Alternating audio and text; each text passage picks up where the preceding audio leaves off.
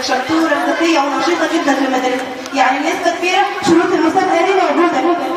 أنا قلت كده والله يا مس، نروح ونجيب الاستمارة ونشوف الشروط، لكن هي الله فظيع، قالت لازم أعرف خطة وأجرب بنفسي. قال إيه الموضوع عندها بقى مش مجرد مسابقة. بجد يا ملك انت قلت كده هناك الموضوع عندك مش مجرد مسابقة، وانت لازم تعرفي وتفهمي. أيوة يا مس قلت كده.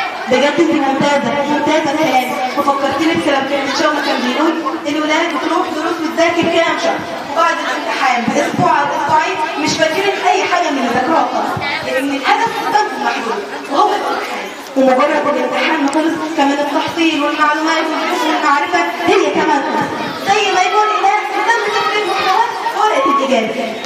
خلاص يا حبايبي تعالوا معايا، بس لازم الأول نفتح ونتفرج على صندوق الدنيا. يلا بينا. صندوق الدنيا ايه؟ ملكة مسمار وايه ايه؟ وايه صندوق الدنيا ده؟ واحنا في حدوته ولا ايه؟ يا حبايبي مش انتوا عايزين تعرفوا تفهموا؟ خلاص تعالوا معايا، شوف نتابع ونتعلم واكيد ان شاء الله هنفهمونا. ملكة يا ملكة يا ملكة تعالي يا ملكة. عايز نعرف منك حاجة، أنا لوجودك هنا محتاج. ملكة يا ملكة يا ملكة تعالي يا ملكة يا ملكة. مين دي؟ أنا مسمار. أهلا بيكي يا أجمل قلبي الطيب كده. قولي طلباتك وأنا شبريكي لونتكي هنفذ كل كلامك. عايزين نعرف منك يا ملكة من هو الإنسان المثالي والكل يشاور عليه ويقتدي ويمثال ويحتذر. ده سؤال صعب جدا يا مسمار. يعني إيه يا ملكة؟ لما سمعت سؤالك ضربت خيالي كذا شخصية وكل واحدة ليها حكايتها وليها ميزاتها. يعني إيه؟ يعني أقول لك ولا أقول لك تعالي صندوق يا صندوق افتح علشان هندوق ونشوف أخبارك واللي أنت بتحكيه جواك. قول يا صندوق مين هو الإنسان المثالي؟ مين هو البطل؟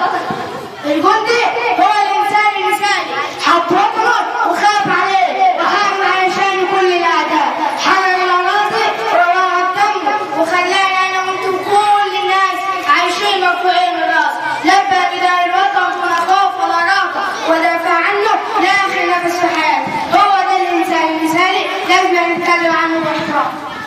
عشان كده بيسموا المدارس والشوارع والنادي بأسماء الشهداء، بيحطوا على مقابرهم أكاليل من الهم في الاحتفالات والمناسبات الوطنية، وده أقل شيء يخلد بيه أسماء العظماء دول. طب قول لنا بقى يا جميل زي الولاد دول هيتعلموا ايه؟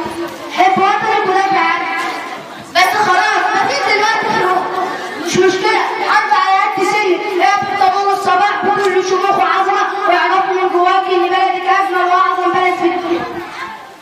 إيه يا حبايبي فهمت حاجة؟ أيوة فهمنا أوي. طب إيه هو؟